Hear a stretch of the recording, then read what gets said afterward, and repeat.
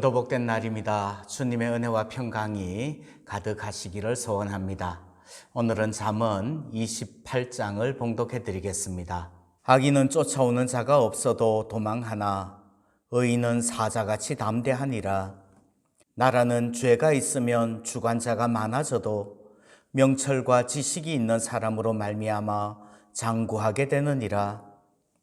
가난한 자를 학대하는 가난한 자는 곡식을 남기지 아니하는 포구 같으니라. 율법을 버린 자는 악인을 칭찬하나 율법을 지키는 자는 악인을 대적하느니라.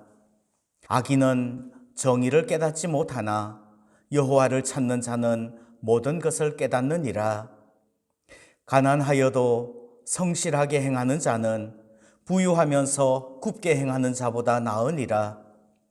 율법을 지키는 자는 지혜로운 아들이요 음식을 탐하는 자와 사귀는 자는 아비를 욕되게 하는 자니라. 중한 별리로 자기 재산을 늘리는 것은 가난한 사람을 불쌍히 여기는 자를 위해 그 재산을 저축하는 것이니라.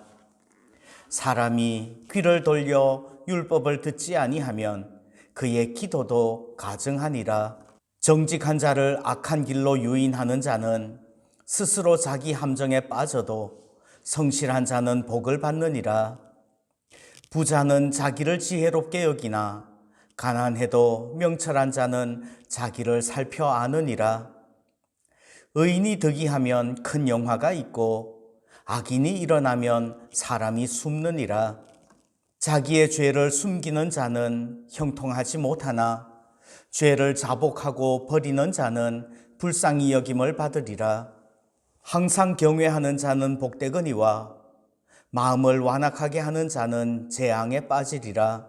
가난한 백성을 압제하는 악한 관원은 부르짖는 사자와 줄인 곰 같으니라. 무지한 치리자는 포악을 크게 행하거니와 탐욕을 미워하는 자는 장수하리라. 사람의 피를 흘린 자는 함정으로 달려갈 것이니 그를 막지 말지니라.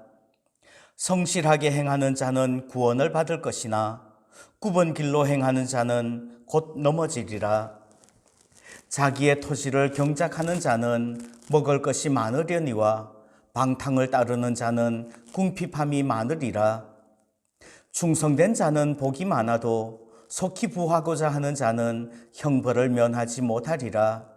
사람의 낯을 보아주는 것이 좋지 못하고 한 조각 떡으로 말미암아 사람이 범법하는 것도 그러하니라. 악한 눈이 있는 자는 재물을 얻기에만 급하고 빈궁이 자기에게로 임할 줄은 알지 못하느니라. 사람을 경책하는 자는 혀로 아첨하는 자보다 나중에 더욱 사랑을 받느니라. 부모의 물건을 도둑질하고서도 죄가 아니라 하는 자는 멸망받게 하는 자의 동륜이라. 욕심이 많은 자는 다툼을 일으키나 여호와를 의지하는 자는 풍족하게 되느니라. 자기의 마음을 믿는 자는 미련한 자요 지혜롭게 행하는 자는 구원을 얻을 자니라. 가난한 자를 구제하는 자는 궁핍하지 아니하려니와 못본 채 하는 자에게는 저주가 크리라. 악인이 일어나면 사람이 숨고 그가 멸망하면 의인이 많아지느니라. 아멘.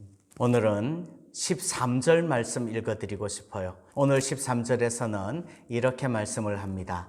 자기의 죄를 숨기는 자는 형통하지 못하나 죄를 자복하고 버리는 자는 불쌍히 여김을 받으리라. 자기의 죄를 숨기지 말고 자복하라고 말씀을 합니다. 자기의 죄를 숨기면 형통할 줄로 알아요.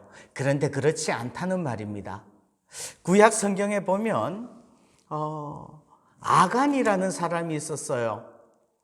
아간은 여리고 전투 때에 그 노략한 물건들 중에서 시날산 외투 한 벌과 금과 은을 자기의 장막 그 땅 속에 감추었어요.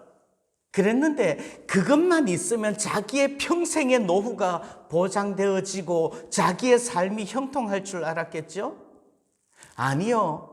그것 때문에 자기만 형통치 못하게 된 것이 아니라 오히려 이스라엘 전체가 아이성 전투에서 패배하게 되고요. 그것으로 인하여서 하나님 앞에서 진노를 받게 되는 거예요. 똑같은 이야기가 열왕기하서에도 나옵니다.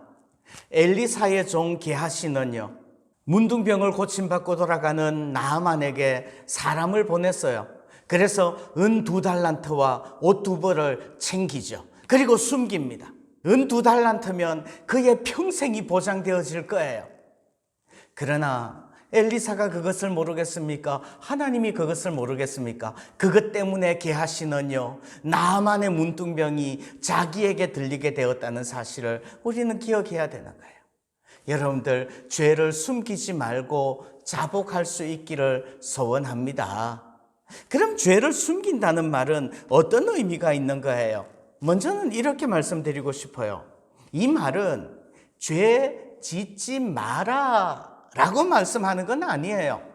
우리는 연약한 인간이기 때문에 죄 짓지 않을 수 없어요. 의인은 없나니 한 사람도 없는 거예요. 우리는 죄 지을 수밖에 없는 죄인들입니다. 연약해요. 그러나 우리가 지은 죄를 숨기는 것은 더 큰 죄가 되는 줄 믿습니다. 죄를 숨기지 말고 자복하는 것이 하나님 앞에서 긍휼을 입는 비결인 거예요. 또요, 죄를 숨긴다는 말은 마치 자기가 하나님보다 더 똑똑한 줄 아는 거예요. 하나님 속일 수 있다고 생각하는 거죠. 하나님보다 자기가 더 능력 있는 신이라고 믿는 거예요. 그래서 요한 1서에서는 이렇게 말씀을 합니다.